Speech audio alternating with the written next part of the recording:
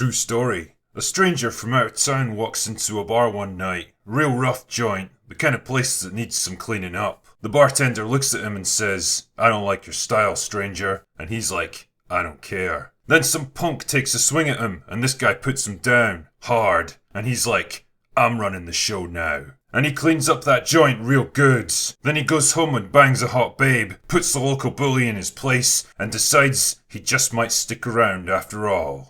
Like I say, true story. It also brings me neatly along to Roadhouse, a classic 1989 action movie starring Patrick Swayze as James Dalton, a New York cooler hired to work at struggling nightclub The Double Deuce, bring it under control and make the place profitable. And holy shit, does this place need some help. The customers are mean and violent, the staff are corrupt and lazy, and the building looks more like a dilapidated prison where someone dumped a truckload of illegal booze and shouted, "Open bar, dudes!" Basically every night ends with a fucking Royal Rumble that destroys half the bar.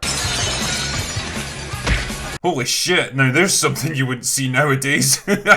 You've got to love how people still flock here to drink despite the Battle of Stalingrad breaking out every 5 minutes. I mean, if this was real life, nobody in their right mind would come within a country mile of a place like this. You definitely wouldn't see beautiful women in cocktail dresses just hanging out, waiting to get propositioned by men who haven't learned joined up handwriting yet. Something tells me you're not going to meet the man of your dreams here, ladies. I always love this little scene here. It's the kind of random little weird thing that probably happened in real life, and one of the writers just decided to throw it in there. Like, as if that's gonna magically turn the place around somehow.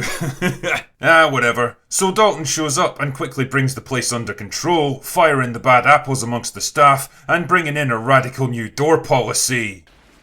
I want you to be nice until it's time to not be nice. Unlike the other meatheads that hit first and ask questions later, Dalton is cool and professional, preferring to sit back and observe people and seeing things that others don't. Shit man, I wish bouncers in my town operated like this. Needless to say, not everyone approves of his new methods, especially a shady local business tycoon that got rich by extorting all the small businesses in town and now has his sights set on the Double Deuce. The rivalry between the two men escalates as the movie progresses, eventually resorting to firebombing attacks, murder and all-out war, with the fate of the town hanging in the balance. There's a unique kind of joyous, over-the-top, no-fucks-given fun to be had with 1980s action flicks, and I think Roadhouse pretty much encapsulates everything that made the decade so goddamn enjoyable. The tough, smart, resilient protagonists who take no shit and get things done their way. The macho, cocky dialogue and aggressive posturing. The explosive, over-the-top fight scenes. The copious nudity for no other reason than because boobs. It's not exactly the pinnacle of artistic endeavour because it doesn't need or want to be, but what it is really fucking fun. These are the kinds of films who know their audience and what they want, and they're happy to give it to them in spades, instead of dishing up some bland, corporatised sludge that's so desperate not to offend anyone that it ends up satisfying no one. And you've got to love how unapologetically over the top it all is. The dialogue is pure cheddar all the way to its core, and I absolutely love it. Prepare to die.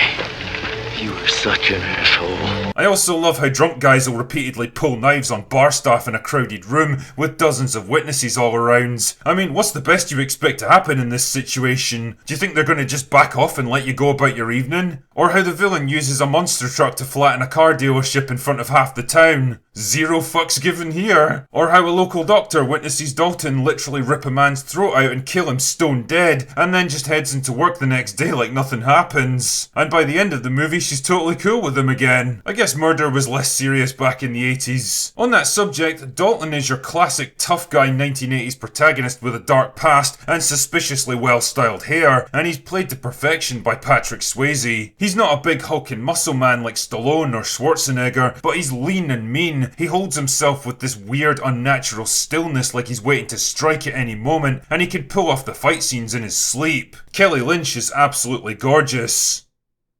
That's it. That's the sum total of my character analysis right there, and that's all you need. Sam Elliott does what Sam Elliott does best, playing modern-day cowboy Sam Elliott. I mean, damn, that's certainly no bad thing. I just wish he'd been in the movie for longer and got more to do. It's the same with Keith David, who's relegated to the role of glorified extra behind the bar. I mean, it's Keith David, goddammit, he should be front and centre where he belongs. Minor gripes aside though, Roadhouse is one of those simple, classic movies that's best enjoyed after a couple of beers, and believe me, there's plenty of enjoyment to be had here. It doesn't really invite deep analysis or careful deconstruction, because it's not trying to offer anything more than a fun, easygoing action adventure with cool protagonists, evil villains, beautiful women, and kick-ass fight scenes. And if, like me, you consider yourself a fan of 80s action flicks for all their over-the-top excess, testosterone, guns, muscles, and cheesy one-liners, then I think you owe it to yourself to take a walk down to the Double Deuce and experience the joy of Roadhouse. Anyway, that's all I've got for today. Go away now.